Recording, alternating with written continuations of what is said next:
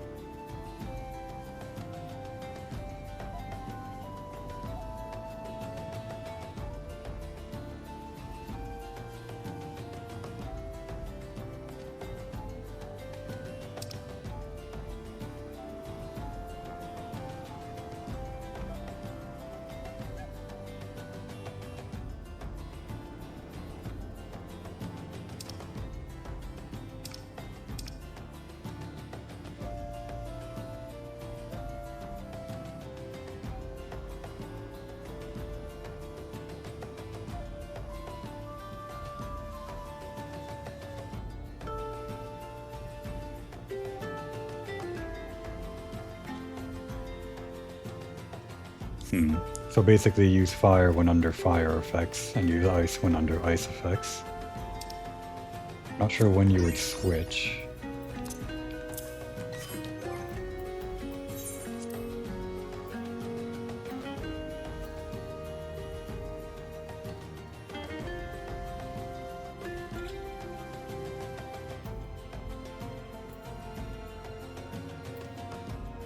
Ice costs more, but does the same amount of damage as fire. Or rather, costs less, with the same amount of damage.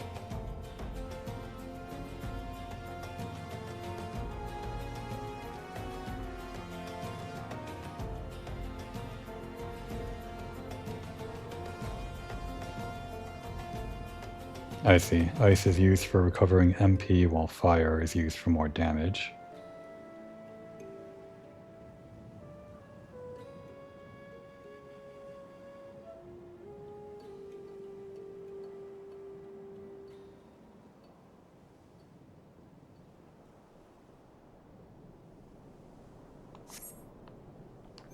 Let's go ahead and move that to somewhere more comfortable.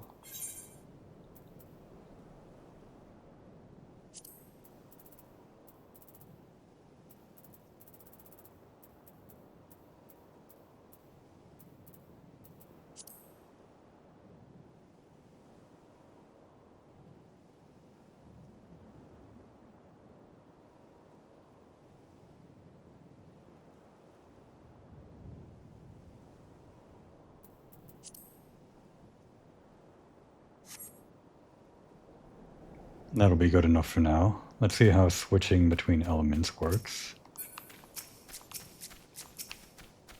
If we start with fire, It gives us 1 stack. And 1 stack is all we get for now, I guess.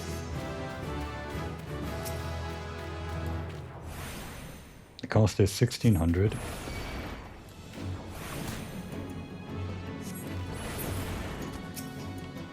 And if we use ice, it costs nothing. And we have nothing on the elemental gauge. If we continue casting ice,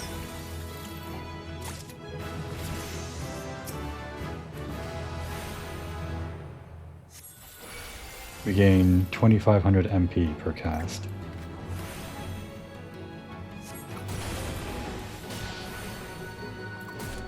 And this ability lets you swap instantly with the next cast. So if we were using fire on this guy, to transpose,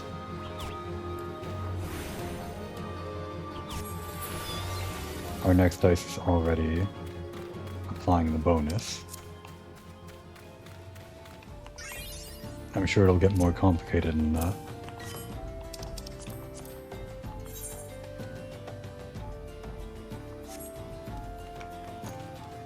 Oh, while we're out here, we can continue the main quest.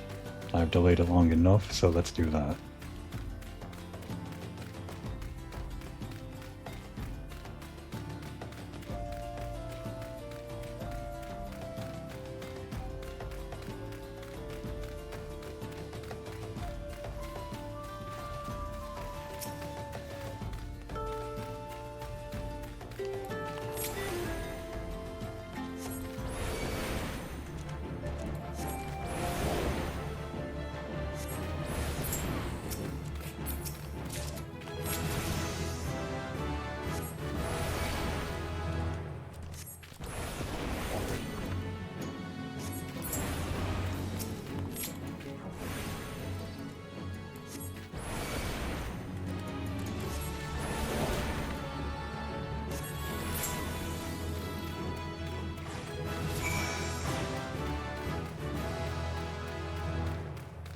What does this do?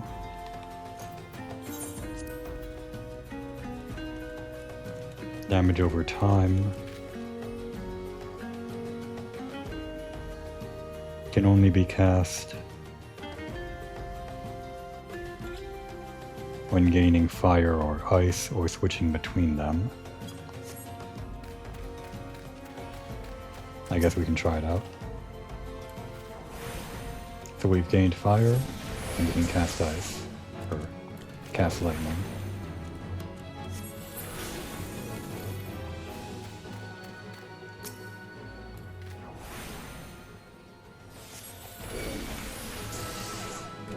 If we do this, and we can cast lightning again, not that it does anything.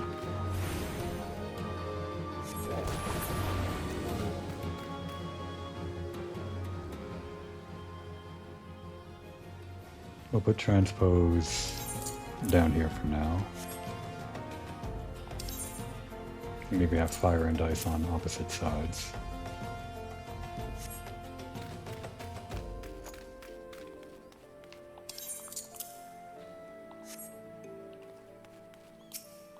I've kept you waiting. Komoy, I have just this moment. No, the time for concealment is past. The truth is, even before I had you deliver those pretzels, I was privy to some most unsettling news, which is the real reason I sent you to meet those Sultansworn.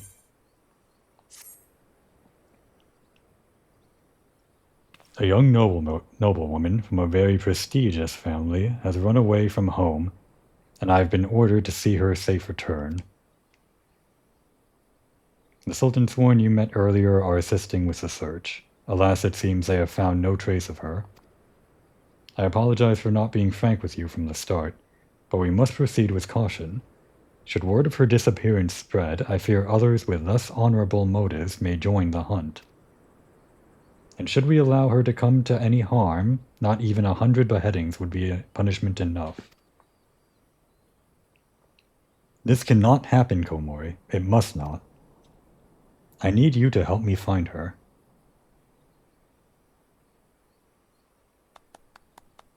Praise the 12, I knew I could count on you. I've instructed the others to expand the search, but Thandalen is vast and there are only so many of us. The young noblewoman's name is Lady Lilira. I want you to go south and look for her in the vicinity of the Sultan Tree. Good luck.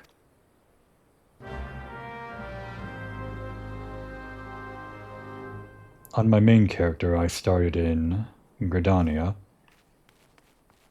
So this questline in Ul'dah is actually somewhat new to me. I have seen it before from the Legendary Adventurers playthrough that got me into the game. But that's all a distant memory at this point from years ago. I can hardly remember how this goes down.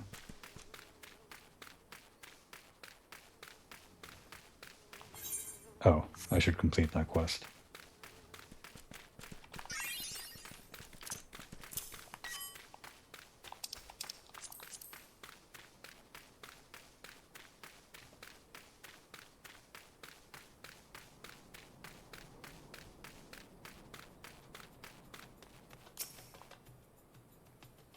Anyone seen Kekazani since last night? Anyone? Hey, what are you doing with that timetable? I've been looking all over for it. Got it from Kekazani, you say? Why that useless drunk? I'll wager he was out all night again, chasing after skirts. That's it, the next time he misses his shift, I'm tying him to the tracks.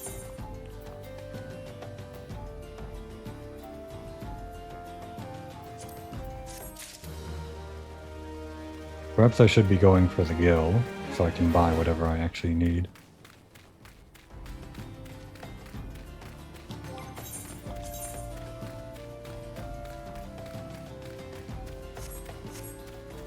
Well, we don't need to equip the best gear yet, so we'll continue like this. If we find that we're actually wanting for more HP or damage, then we can think about that. But right now, I'm actually enjoying the starter clothes.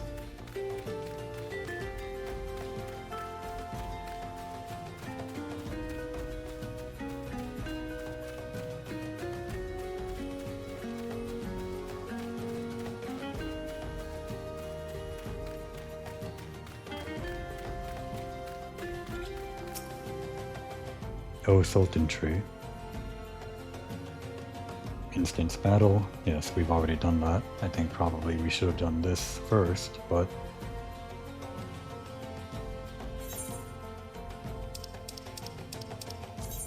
Instances are instanced.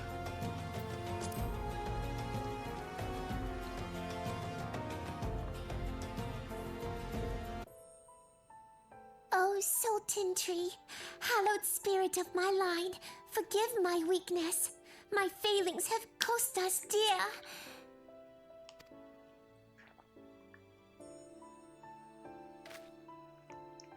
Show yourself.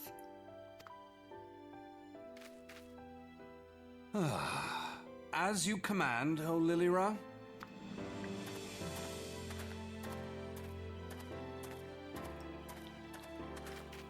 Forgive my selfish desire to assure your welfare.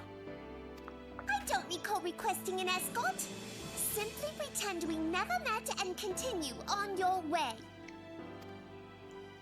We both know I can do no such thing. It isn't safe for you here alone. It isn't safe for anyone. Not with this etheric disturbance. It's as though the dead are watching us. And I'd prefer not to join them, if it's all the same to you. Ah, you must be the one that Papa Shan mentioned. Congratulations on finding our elusive young charge. You'll have to forgive her impetuousness. What she lacks in discipline, she makes up for in stubbornness. You should return with us. The station master will be eager to thank Lady Lilira's protector in person.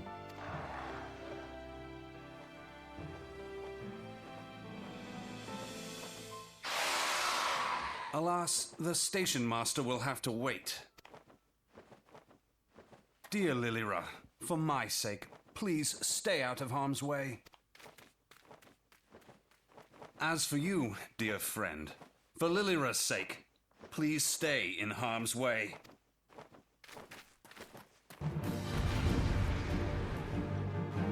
Well, there's our first instance of voice acting. It's a little bit different from what I used to in the later expansions, but not bad. It's actually a little bit refreshing.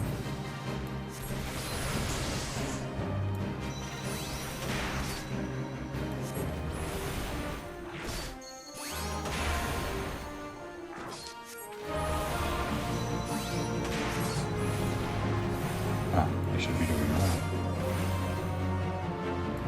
That's why they give you that ability. And then you recharge your MP.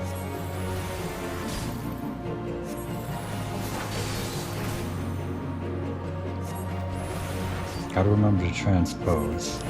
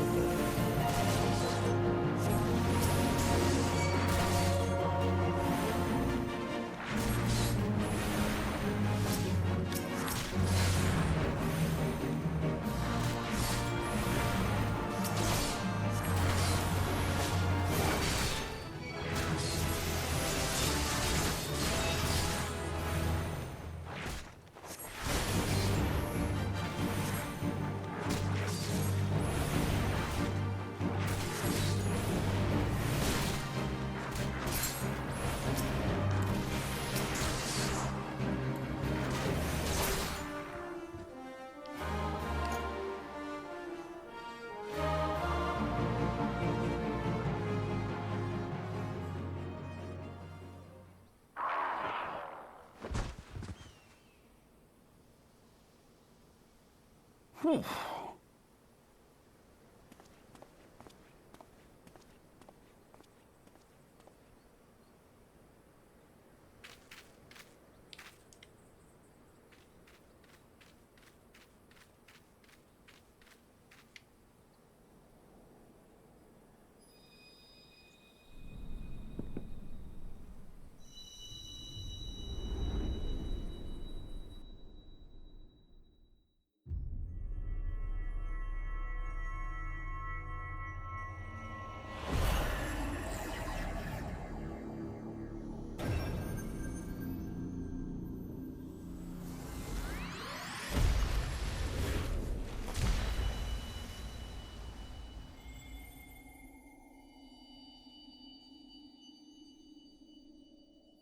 Hear, feel, think.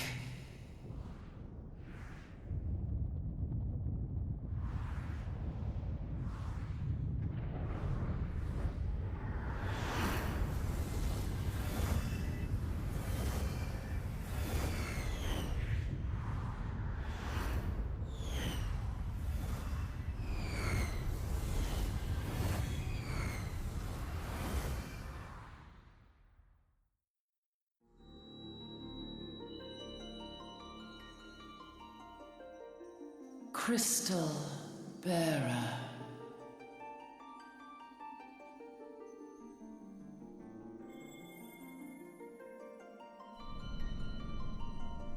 I am Heidelin, all made one.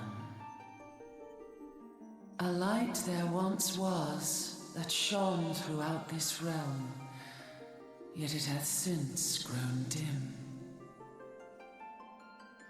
And as it hath faltered, so hath darkness risen up in its stead, presaging an end to life.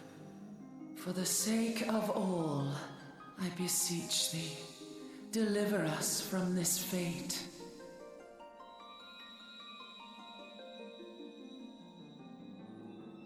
The power to banish the darkness dwelleth in the crystals of light. Journey forth and lay claim to them.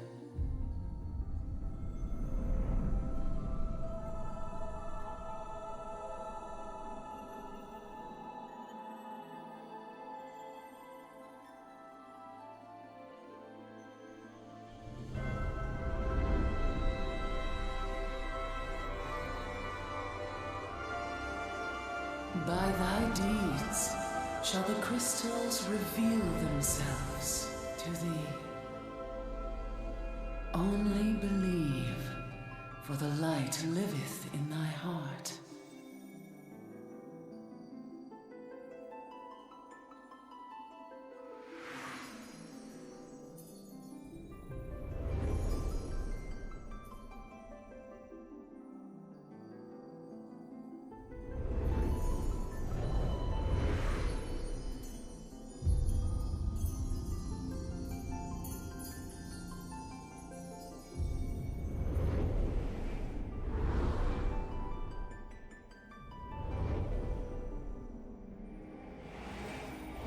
Go now, my child, and shine thy light on all creation.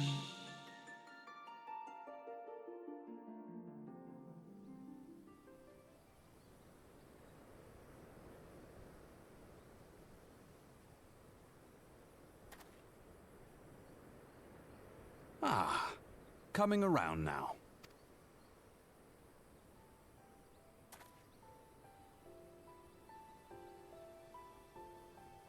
Would you mind telling me what that was? If I only knew. A denizen of the void at any rate. The void sent? Here? But how? The question isn't how, but who. We're not dealing with bookless bandits.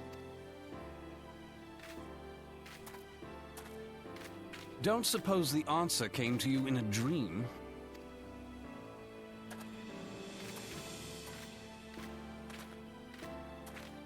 No sooner did you fell the beast than you fell asleep. Too much ether, no doubt. Interesting. I hadn't considered the crystal. But of course, this changes everything. Oh, just thinking aloud? At any rate, we haven't a moment to spare. I must return and report this at once. I leave Lady Lilira in your capable hands. How dare you pass me about like a swaddled babe? I shall return and tell them myself.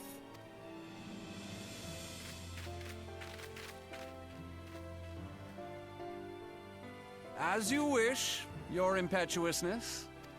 I suspect we shall meet again before long. Until then, do try and stay awake.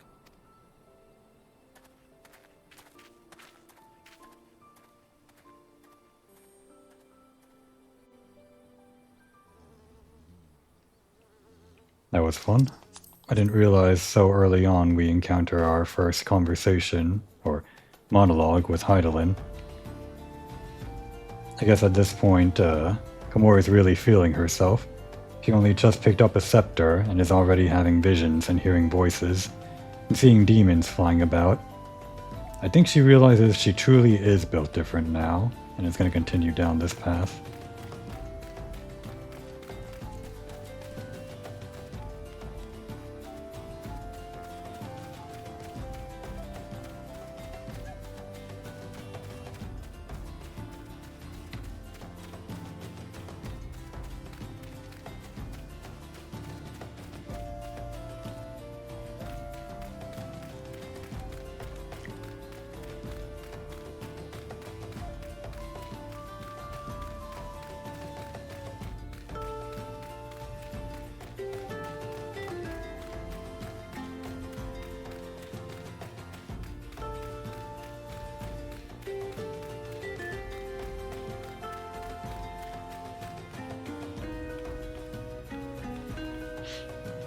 She hasn't forgotten that she was helping out a woman of wealth, so this is probably her path out of the gladiatorial pits and onto whatever else she might want.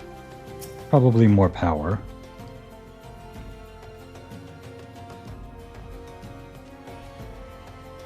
Thank the gods you've returned. You had us all so worried.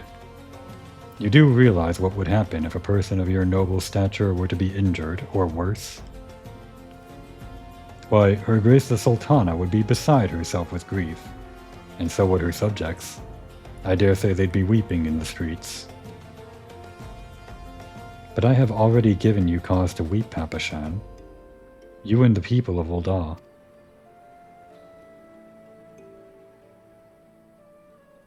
Please, you're not to say such things. We will find it, I swear to you. It is not my place to make demands, my lady, but I beg you please stay out of harm's way. I apologize for causing you undue worry, Papashan. I shall refrain from traveling unescorted in the future.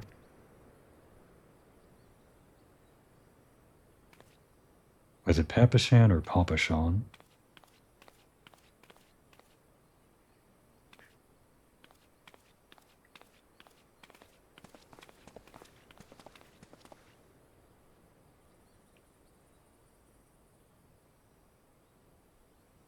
I cannot thank you enough, Komori. I understand you fought bravely to protect Lady Lilira from void-sent fiends. For your gallant service, you deserve all the riches in the royal vaults. Alas, a small token of my gratitude is the best I can offer. A sarcastic man with a strange contraption strapped to his shoulder. I see you met Thancred. He's a scholar who spends his days investigating oddities in the aether. Rather too fond of the sound of his own voice for my own liking, but perfectly harmless. As for you, Komori, you're just the sort of adventurer we need around here. I pray you show the same kindness to the people of Thanalan, as you did to us today.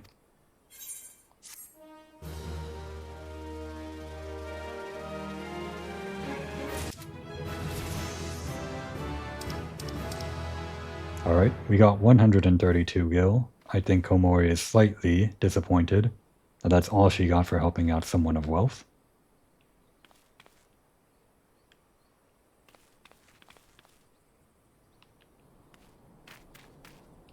I don't exactly remember how the main quests go in A Realm Reborn, and I haven't exactly played the Ul'dah questline, but I think from here on out, things start to get a little bit more disconnected. As in, we start taking quests from some random people, and they somehow lead into the main story.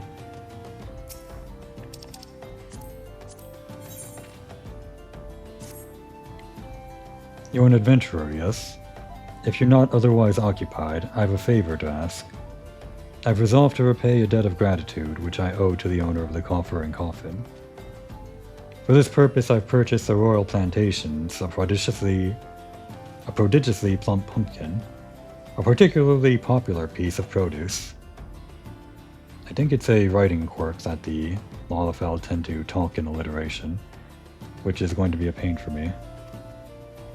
Alas, I cannot part this place to procure and proffer the pumpkin.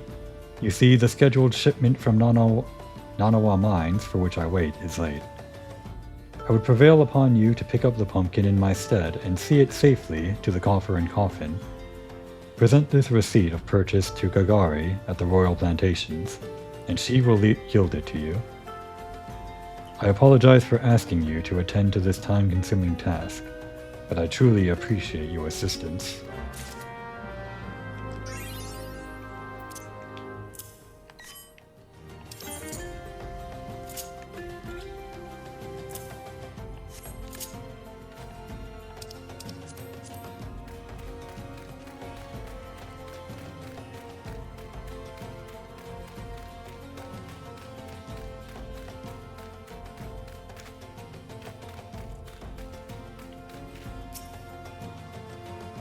If Cisadoa doesn't come calling soon, this spectacular specimen shall sadly be past its prime.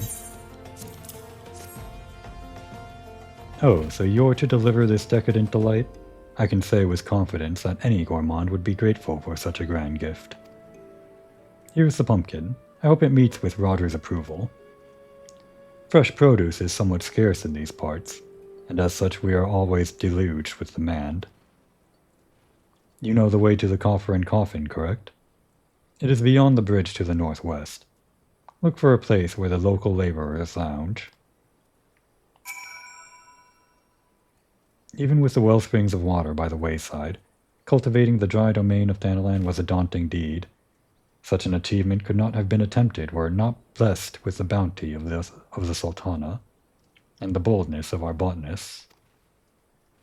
But sustaining such a swath presents a plethora of persistent problems, conundrums that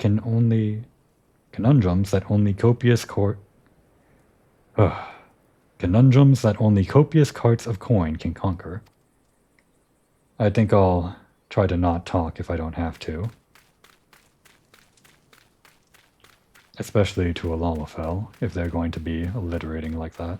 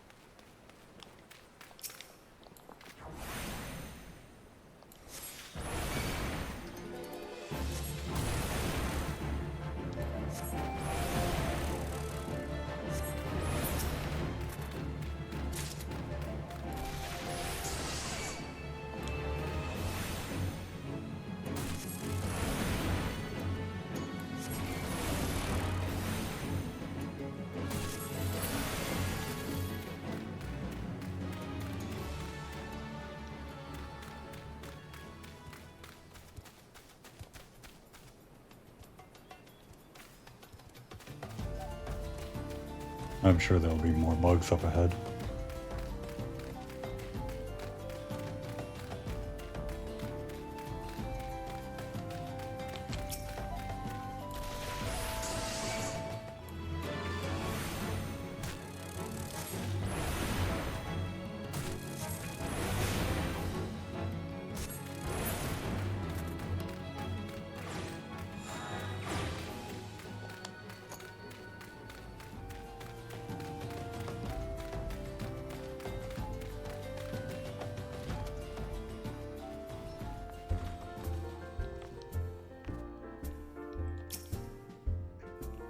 Drink for you, Lassie.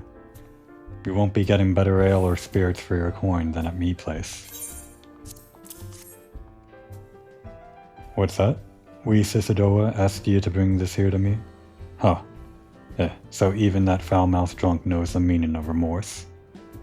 Reckon this is for that time I carried his drink sodden arse back home. But hells, an honest-to-God's pumpkin from the royal plantations. I can't wait to see what the cooks will do with her. The lads here scoff down beastly amounts of meat, and it's starting to tell on their health. It'll be good to get more vegetables in their bellies, assuming I can get the stubborn bastards to try something new. Thanks for the help, Lassie.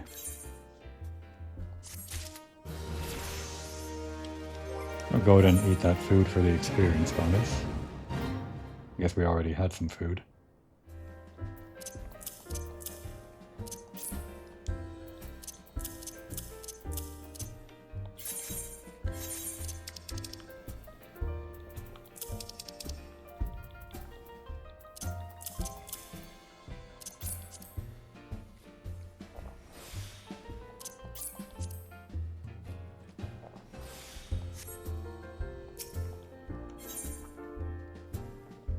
Actually, now that we're in another bar, now would be a good time to take a break.